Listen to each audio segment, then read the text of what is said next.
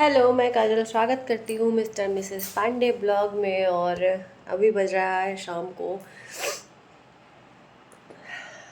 4:30। मैं सो गई थी।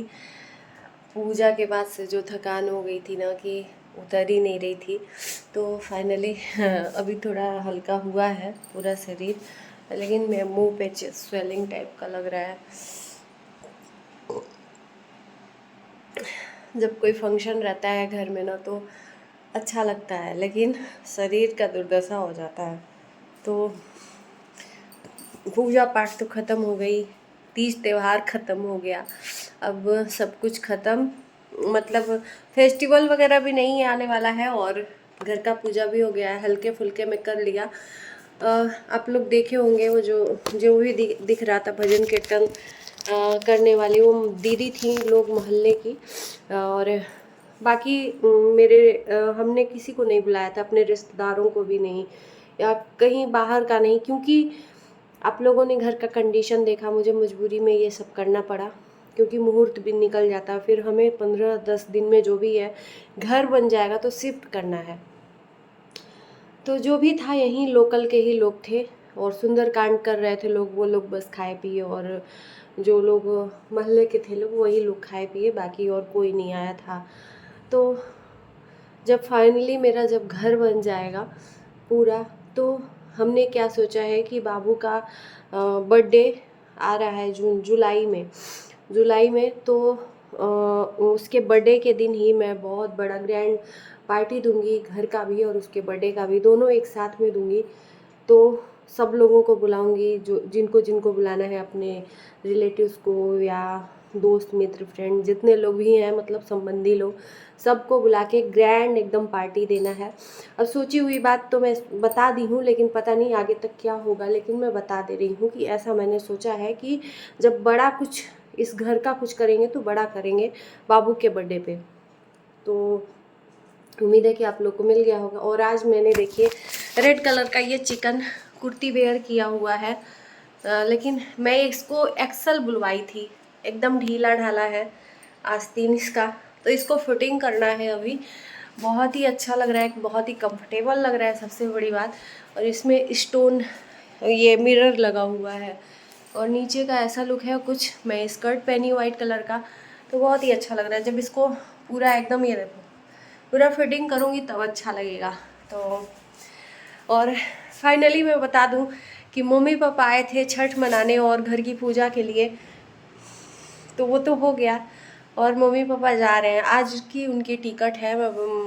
वीडियोस दिखाने के चक्कर में मैं भूल भी गई, और भूल क्या गई, पूजा पाठ के तुरंत बाद तो जा रहे हैं, तो मौका ही नहीं मिला बताने का। तो आज उनका टिकट है, कंफर्म है। तो बस उनकी बैग वगैरह पैकिंग हो गई है यहाँ पे। अभी फ़िलहाल में मम्मी पापा और ये गए हैं, संडे भी है तो दीदी के यहाँ मिलने के लिए, तो मिल के आएंगे। फिर अभी 9-9:30 बजे ट्रेन है, तो मैं चलूँगी उनके लिए कुछ रास्ते के लिए खाना पीना बनाने।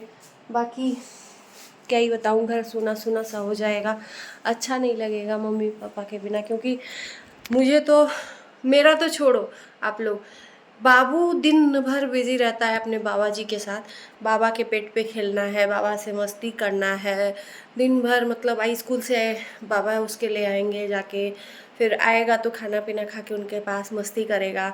मैं दूध पिलाने जाऊंगी तो बचने के लिए बाबा के पेट में चिपक जाएगा। तो मतलब जो भी है, बाबा को से लगाव उसका ज़्यादा हो जाता है।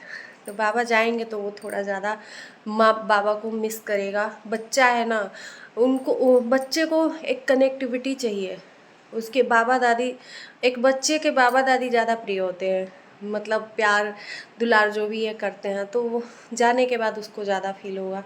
वैसे भी नहीं भी रहते हैं तो I miss you, loss my grand पा ग्रैंड माँ। अपने बाबा दादी को ग्रैंड पा और ग्रैंड माँ बुलाता है, मैंने नहीं सिखाया, अपने मन से ही बोलना सीखा है। तो फाइनली आज मेरा घर वैसे ही अभी से सूना लग रहा है, क्योंकि मम्मी पापा दीदी के यहाँ गए, और 9-9:30 बजे तक एकदम ही सूना हो जाएगा। बाबू अभी सोया है, मेरे आँख में ऐसे देखो सूजन सूजन लग रहा है। तो फैन नहीं ऑन किया है, गर्मी लग रहा है। संडे का दिन बीत गया पता ही नहीं चला। 3 दिन छुट्टी लिए थे ऑफिस से पूजा के लिए, और 3 दिन में एक संडे भी था, उसमें तो सब ऐसे दौड़ते भागते पता ही नहीं चला कि कब बीत गया दिन। जब से आए मम्मी पापा छठ से लेके अभी तक में कुछ न कुछ आता रहा, तो बिजी शेड्यूल हो गया था तो भूल ही गए थे, और झट से चला भी गया। मम्मी जा रही हैं, उनका हाथ में चोट लगा है, फ्रैक्चर हुआ है, लेकिन मजबूरी में जा रही हैं वहाँ पे, कुछ रीज़न है, नहीं तो हम जाने नहीं देते वहाँ भी। अब वो क्या है मैं नहीं बताऊँगी, लेकिन फिर भी मैं कोशिश करी कि रुक जाए लोग, लेकिन कुछ मजबूरियों की वजह से जा रहे हैं।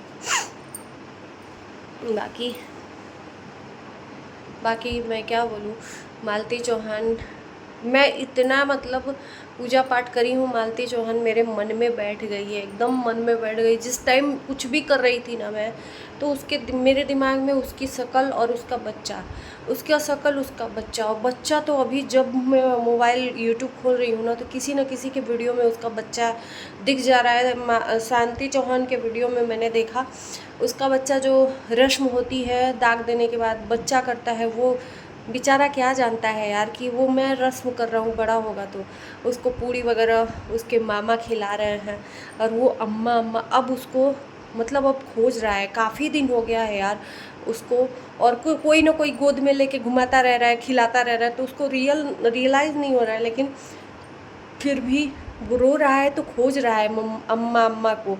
तो यार वो बच्चा है, उसके लिए तो दिल में ना इतना दर्द है ना कि पूछना नहीं है। इन दरिंदों को तो कभी नरक में भी जगह न मिले, जगह न मिले, कसम से कह रहे हैं। और मालती फिर से प्रेग्नेंट थी, उसकी भाभी ने ये बात बताई है पत्रकारों से। अब घर वाले हैं तो वो तो झूठ नहीं बोलेंगे, मानते हैं कि जो जो वीडियो बनाता है वो पब्लिसिटी के लिए वायरल करता है, लेकिन उसकी भाभी, खास भाभी के पास रही है तो वो जानती हैं कि हाँ वो प्रेग्नेंट है। वो तो खैर पोस्टमार्टम में निकल ही जाएगा, लेकिन मुझे मेरे दिल से नहीं उतर रहा है और न उतरेगा, क्योंकि एक चेहरा था यार। पैसा इतना कमाई है बेचारी, लेकिन घमंड नहीं था। पैसे के लिए हमें पैसा नहीं देते हैं, नहीं देते हैं, नहीं देते हैं। उसका सारा पैसा पे ऐसो आराम विष्णु राज किया, और आज वो हाथ फैला के चली गई। अब कहाँ से कमाएगा? कहते हैं ना, किस्मत, एक औरत होती है पति की किस्मत बना देती है, बिगाड़ देती है। एक चीज़ आप लोग केयर करिएगा, जिस दिन पोस्टर फाड़ा था विष्णु राज, जिस दिन पोस्टर फाड़ा था मालती चौहान स्टूडियो का, सोचो कि उस दिन उसकी किस्मत फट गई, और उसी दिन के बाद से इसका जो विनाश काल होता है ना शुरू हो गया। आखिर में मालती ले ही गई अपना जितना ऐशो आराम था, अब तो मिलने वाला है नहीं इसको, जो भी है वो भी विनाश हो जाएगा। और जैसे मालती इसके किस्मत में जुड़ी, इसकी किस्मत चमक गई। ये आप गौर कीजिएगा, ये आप गौर कीजिएगा। इसका विनाश हो गया जिस दिन ये पोस्टर फाड़ा था मालती चौहान। तो मालती, एक कहते हैं ना लक, मालती इसके लिए लकी थी, और ये उसको समझ ही नहीं पाया। सिर्फ और सिर्फ पैर की जूती समझा, उसको मारता था, पीटता था, इतना टॉर्चर किया, मानसिक रूप से प्रताड़ित किया कि वो औरत मतलब एकदम कमज़ोर हो गई।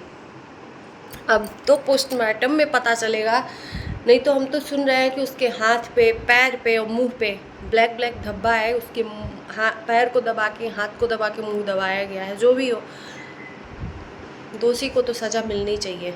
और ये जो ऐड के कह रहा है पुलिस के सामने ना कि हमें फंसाया जा रहा है, वो तो पता चलेगा बेटा। तुम्हारे घर में आई थी, तुम्हारे घर में चारों तरफ से चार दीवारी है, तो तुमने खुद इसीलिए ये दिमाग चला रहा था पहले से, मालती चौहान से बोल के करवाया कि मैं ससुराल नहीं हूँ। आप लोग समझो इस बात को। मालती चौहान को लाया है 2 दिन पहले, लेकिन मालती चौहान से कहलवाया है कि मैं अभी ससुराल नहीं हूँ, बहन के घर हूँ, इसलिए कि कुछ हो तो मैं न फंसूँ। लेकिन ऊपर वाले के घर अंधेर है, देर नहीं है ना। तो दिमाग बहुत चलाया है, बहुत चलाया। अब कौन कातिल है मैं ये नहीं कहूँगी कि कौन नहीं है, तीनों के तीनों कातिल हैं। अर्जुन, राहुल और विष्णु, इन तीनों ने मालती को नोच नोच के कुत्तों के तरह खाया, और इनको तो कड़ी से कड़ी सज़ा मिलनी चाहिए। मैं इतना कहती हूँ कि कड़ी से कड़ी सज़ा मिलनी चाहिए इन दोनों को, दरिंदों को, तीनों को। और बाकी एक चीज़ का और डर है कि कहीं ये विष्णु राज, इसके परिवार मालती वाले गरीब हैं, कहीं ये पैसे जैसे ममता चौहान के साथ में किया है, पैसा खिला के उसको चुप करा दिया, उसी तरह से कहीं मालती के परिवार को नहीं पैसा खिला के चुप करवा दे, क्योंकि बेचारे गरीब हैं और पैसा किसको काटता है, पैसा मिलेगा तो हो सकता है कि चुप हो जाए, बाकी तो ऊपर वाला है, न्याय सबके साथ होता है। आप लोग बताइए वीडियो कैसा लगा। अच्छा लगा होगा वीडियो तो लाइक शेयर कर देना, चैनल को सब्सक्राइब कर देना। मिलते हैं नए वीडियो के साथ, तब तक के लिए बाय बाय।